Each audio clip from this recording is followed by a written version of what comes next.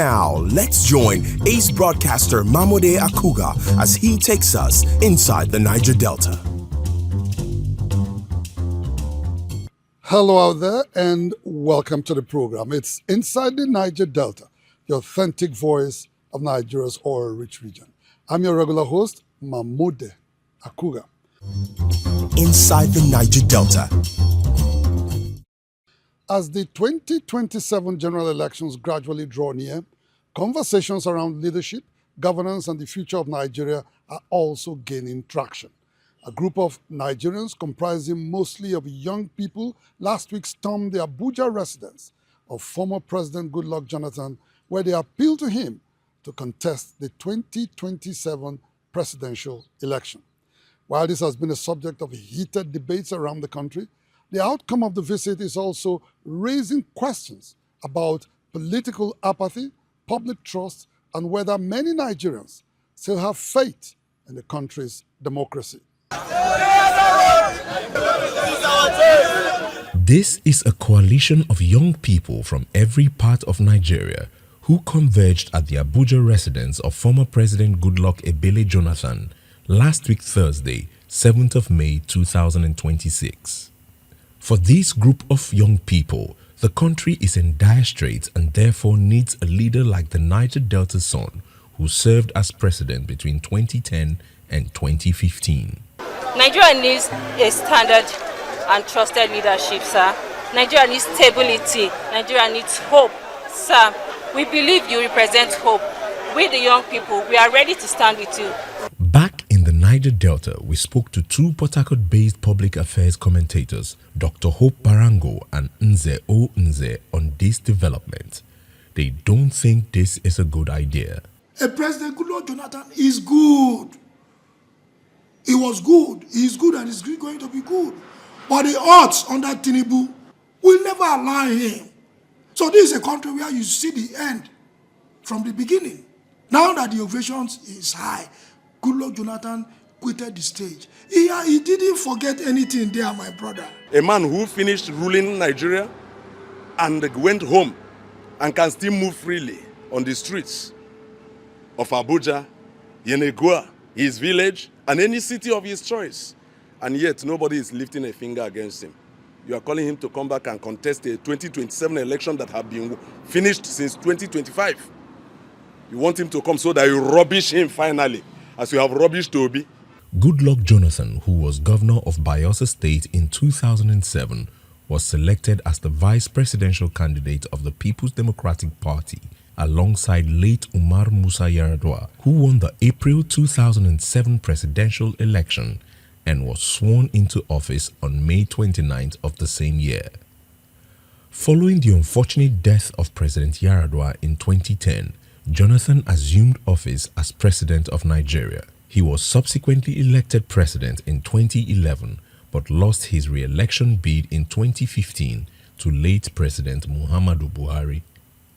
Among other achievements, Goodluck Jonathan is widely credited with helping to stabilize Nigeria's economy during his administration, a period in which Nigeria emerged as the largest economy on the African continent. Back in Abuja, the former president, while responding to the young people, raised what he said was a more important issue: youth's non-participation in politics. If I ask how many of you have your voters' cards now, probably 50% of you don't even have voters' cards. And you're asking me to go and contest the election. So you must be patriotic, you must participate in the electoral process. We have the highest voters' apathy. And it shows as if people are not even interested in their election. As young people, you must be involved in the electoral process. Following the advice and remarks by former President Goodluck Jonathan, Inside the Niger Delta took to the streets of Port Harcourt to ask ordinary Niger Deltans if they would participate in the forthcoming 2027 general elections. For me, for the ones who are they vote before, nothing come out. So for this election where they come now, for me, I'm not ready to vote for anybody. There's nothing we can do. We have lost the democratic system in this country, Nigeria. But however, I'll still vote for a candidate of my own choice. But I know that the vote will not count, but I will still vote for any candidate of my own choice. Because now 2019, I see the worst election. So I was even thinking, saying that one be the worst. I can't see the worst one for 2023. Even when we did there, make sure so they can't vote. But when they come, they call the result, they say another different something. I now mark and bad. Say I don't think something again in this life fit make me say they go vote anybody, because the people where they give us, don't be people where will vote. So we cannot even hold them accountable for anything. The upcoming 2027 election, for me, I have a stronger party for voting. Reason being that our vote does not count. So it makes no difference. At the end of the day, the politicians will have their way. And then the people, they will just drag us down and use us and then dump us. Definitely, as a Nigerian, we are all law-abiding. We had our PVC, mostly people of my own age. We have our PVC, and we have been participating in this voting from our infant time till today. Today, we have never seen any dividends of it. Even when we are voting a man of our choice, the INEC will overturn it. They will overturn the result and give us what we don't want. So for that reason, I don't think that any good reasoning person will leave his own house to go and waste his time for Nigeria election, because it's not what we vote that they give to us. The frustration of the people is almost palpable. With the 2027 general elections gradually approaching, observers now look forward to seeing the direction this growing frustration will lead Nigerians. Will the people shop for a new political party or leader to take over the affairs of the country, or renew the mandate of President Bola Tinubu, which some citizens blame for the prevailing economic hardship and living conditions in the country? For now, many say only time will tell. Inside the Niger Delta. The Ka-Ataba Bridge, which for years only seemed like a dream for the people of Ka and Ataba communities in Kana and Andoni local government areas of River State, is gradually becoming a reality. This is as the sponsors of the project, the Niger Delta Development Commission NDDC, says it will leave no stone unturned in its bid to ensure the speedy completion of the long-awaited project. While at the project site last week, Inside the Niger Delta observed that work, which is now over 80% completed, is progressing speedily without hitches. Ka community in Kana and Ataba in Andoni local government area would have been neighboring communities if not for the water body and creek separating the two areas. Because of this disconnection, a journey from Ataba and other coastal communities in Andoni local government area to the city of Port Harcourt through Ka in Kana, which ordinarily should take about 1 hour, often stretches to 3 hours or more. This is because despite their close proximity, the absence of a bridge linking the two local government areas forces residents to either travel through Opobo Nkoro local government area or rely on the partially open Bodo Boni Road corridor. It was to address these problems that the Niger Delta Development Commission NDDC in 2009 flagged off the construction of what is considered one of the longest bridges in Nigeria, the Ka-Ataba Bridge project, stretching about 1.2 kilometers across the creeks and waterway. Beyond reducing travel time and improving connectivity, the project is expected to unlock enormous socio-economic opportunities across the area, especially considering the rich marine resources, fishing economy, and tourism potential of the coastal communities along the corridor. One of such communities is Oyorokoto, widely regarded as the largest fishing settlement in West Africa. Stakeholders believe the bridge will improve access to markets, transportation, commerce, and overall economic activities in the region. Next, I want to thank the President of the Federal Republic of Nigeria very much on behalf of the Ataba Kingdom for making sure that this project, that at a stage we lost hope completely, because we are looking at it as turning around to be one of the abandoned projects in Nigeria. But by the grace of the President of the Federal Republic of Nigeria, we are seeing the progress that is going on today on this project. We were very hopeful that when this project is completed, it will bring a lot of development to this part of our world. KAHA community is one of the major communities in Ghana local government, and in fact, the gateway to about 3 local governments, to Boni, to Andoni, and to Opobo. A visit by Inside the Niger Delta to the project site last week showed that work is ongoing seriously ahead of the proposed inauguration of the all-important project by President Bola Ahmed Tinubu. The entire project is about 6.3 kilometers with 2 bridges. But we are given target to finish this first phase before July end, which we are so sure that will be delivered. All things being equal, that will be delivered. Earlier in March this year, the governing board chairman of the NDDC, Mr. Chiedu Ebie, and managing director Dr. Samuel Obuku, alongside other board members and management staff, visited the project site. The NDDC leadership, who noted that the bridge project had suffered unnecessary delays in the past, reassured residents and stakeholders of their commitment to ensuring the completion of the project. Inside the Niger Delta. The 3 dominant ethnic groups of Ijaw, Urhobo, and Itsekiri inhabiting the Warri Federal Constituency in Delta State are once again engaged in strong exchanges on the Supreme Court-ordered ward delineation exercise across the 3 local government areas that make up the constituency. While the Urhobo and Ijaw ethnic groups are jointly calling for the release and implementation of the delineation exercise carried out by the Independent National Electoral Commission (INEC), the Itsekiri people insist that the exercise was marred by irregularities and therefore cannot be considered credible or implementable.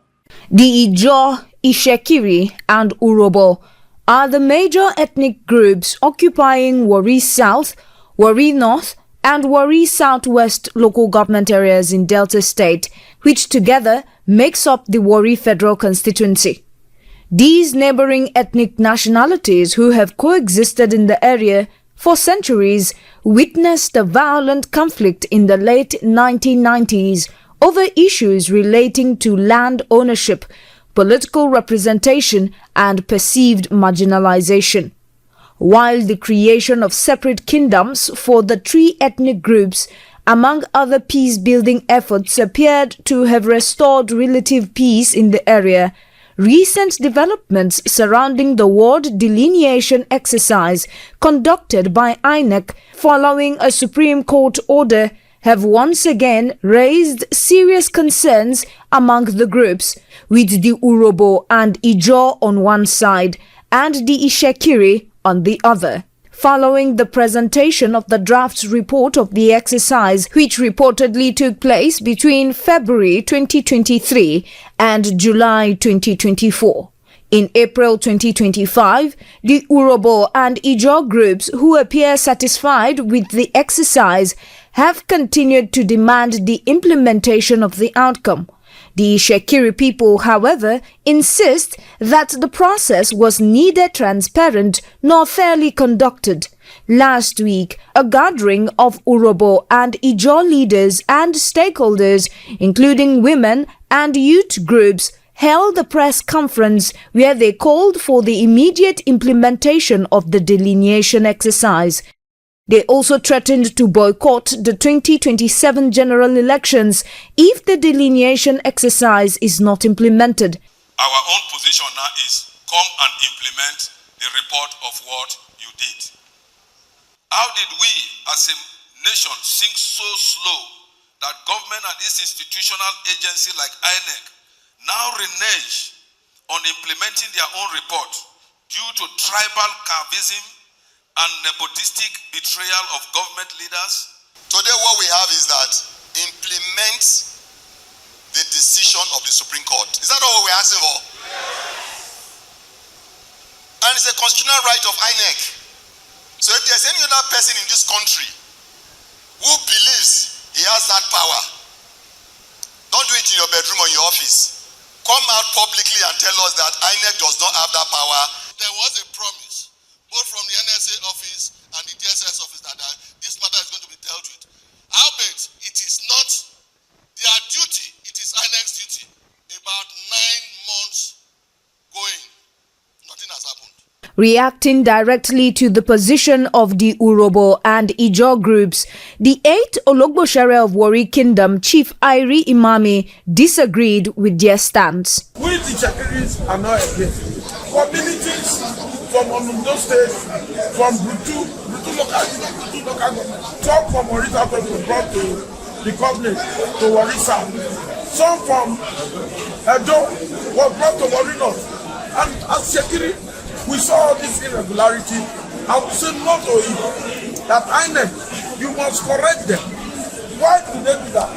Now the Chekiri have 6 Prime Minister in Warri Southwest. But 6, the judge and the few INEC manipulated them. And they reduced the Chekiri 6 to 5. Increased their own to 14. Only Baramati now at 8-1. You can imagine. Chief Iri also used the opportunity to clarify that the Ishekiri people remain peace-loving and committed to peaceful coexistence, stressing that they should not be unfairly victimized or politically strangulated because of what he described as politics of bitterness. We will not accept it. We will not, as Chekiri, accept it. Nobody will bust us or intimidate us. The Warri Southwest headquarters today is supposed to be in Ogidigbe. But temporarily, it's in Ogidigbe.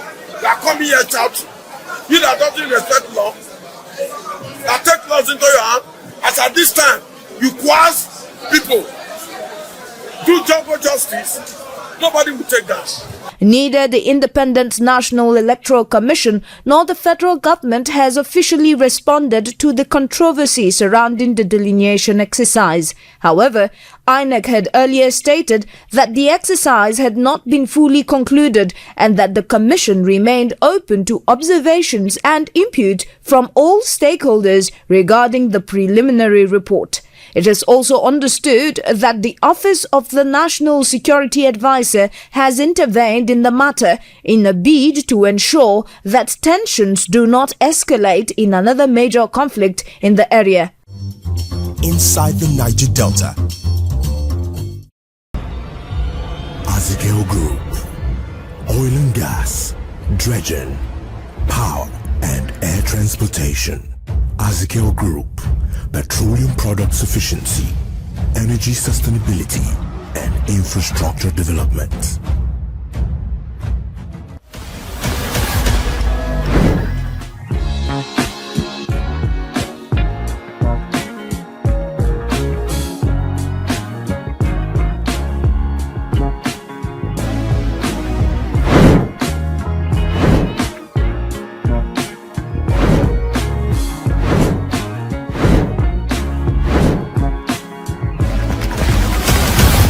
Cubana Millennium City, Asaba, a statement in luxurious living.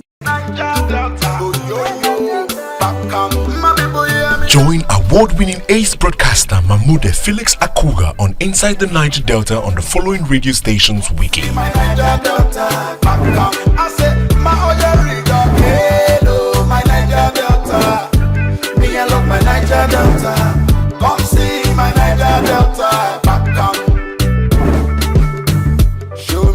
Inside the Niger Delta, the authentic voice of Nigeria's oil-rich region.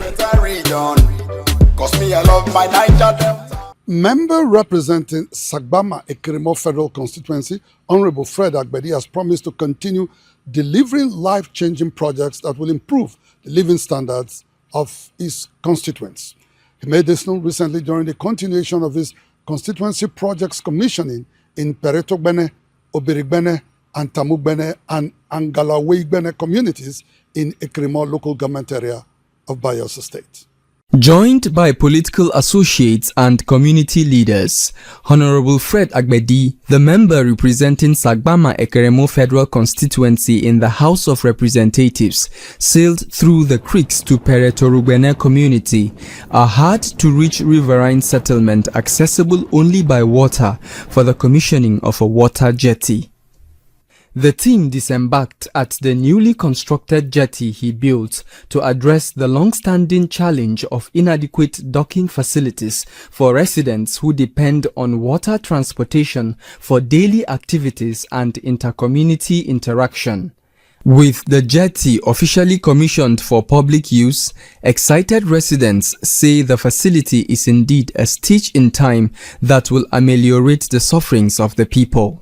So what he did can make the place easy for people to down to the field, the playground, the primary school, and the secretariat at the end.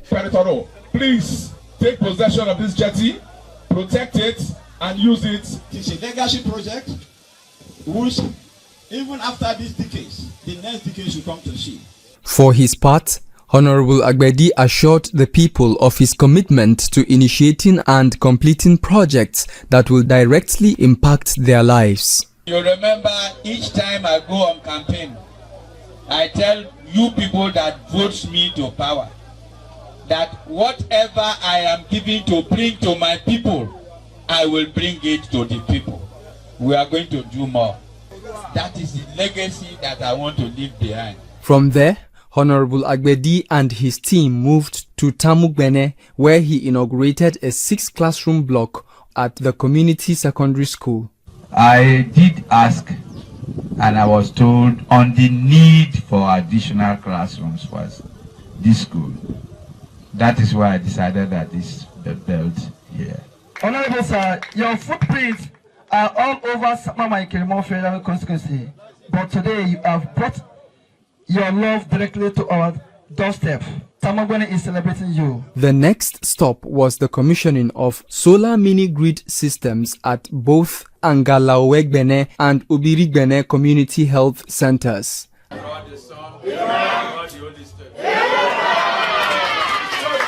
Residents and healthcare workers in the facilities said the intervention will enhance healthcare delivery, especially at night. Before we were using candles and other small lights, but today we are having light everywhere. Bulbs and fans are blowing, and both patient and the medical care team is enjoying the project. He is a worthy representative of this federal constituency, understanding the needs of our people, initiated the right project that impacts the life of our people. Meanwhile, Honorable Agbedi supported the education of a young girl from Ubirigbene community whom he had earlier sponsored for an eye surgery. With her condition now improved, the lawmaker awarded her a full educational scholarship covering her studies from primary through to university level. Inside the Niger Delta. The Niger Delta Development Commission NDDC has teamed up with AKUGHA Ekpeyong, who also serves as chairman of the Senate Committee on NDDC, to distribute tricycles and mini buses to youths in Cross River State. Other young people who underwent financial literacy training under the partnership between the NDDC and the senator were also given business grants to enable them establish small businesses of their choice. Over 750 young people from Cross River State last week benefited from the empowerment program facilitated through the partnership between the Niger Delta Development Commission and Senator AKUGHA Ekpeyong, who is also the chairman of the Senate Committee on NDDC. About 150 persons received mini buses, while 200 beneficiaries were given tricycles. Another 500 beneficiaries received cash support after participating in financial literacy training programs. Many of the beneficiaries were overwhelmed with joy. I feel so happy. I feel very grateful. And I thank Almighty God. Yes, at least with this, we are sure of a daily income. I want to sincerely thank the NDDC for this support. and NDDC have done great work. They are making a difference in the South region. They promised to ensure that the support, which they described as a seed given to them for a better future, will be properly managed to yield positive results for themselves and their families. Once you drive this vehicle on the road or neither the keke, there is no how that you will not eat in a day. All those bills that you will not be able to fulfill. But now, today, after this keke has been on the road, you will fulfill your bills that you will not be able to pay before. Speaking during the event, the Director of Commercial and Industrial Development at the Niger Delta Development Commission, Lina Okara, stated that the Commission will continue to partner with relevant stakeholders to improve socio-economic well-being of the people across the Niger Delta region through empowerment initiatives like this. With all these efforts, we want to know that the Niger Delta is rising, not by chance, but strategic and deliberate efforts, planning and unwavering commitment in collaboration with all these critical stakeholders in the Niger Delta region. Senator Suko Epeyong, who commended President Bola Ahmed Tinubu for what he described as a deliberate youth-focused development initiatives, said the intervention was aimed at complementing the efforts of both the President and the Cross River State government in youth empowerment and economic development. These are made available by the President of this Federal Republic, because I didn't do this by myself. It was done by MDAs at the federal level that have come together. We've been able to source these capital items for our constituents here. Do not sell these capital items. Do not kill the goose that will lay the golden egg. Maintain that goose and keep on extracting the golden egg every morning. Inside the Niger Delta. Well, that's the size of our package on the program for today. Inside the Niger Delta, the authentic voice of Nigeria's oil-rich region. We'll be back same time, same station next week. Until then, you can follow us on our social media handles showing right now on your screens. And please remember to subscribe to our YouTube channel at NDNTV Nigeria for these stories and many more. Until next week, I am MAMODE AKUGHA thanking you for tuning in. Bye for now.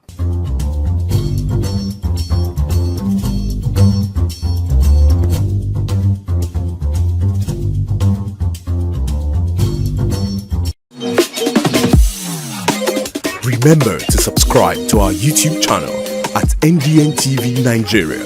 Click on the subscribe button and be the first to get notifications.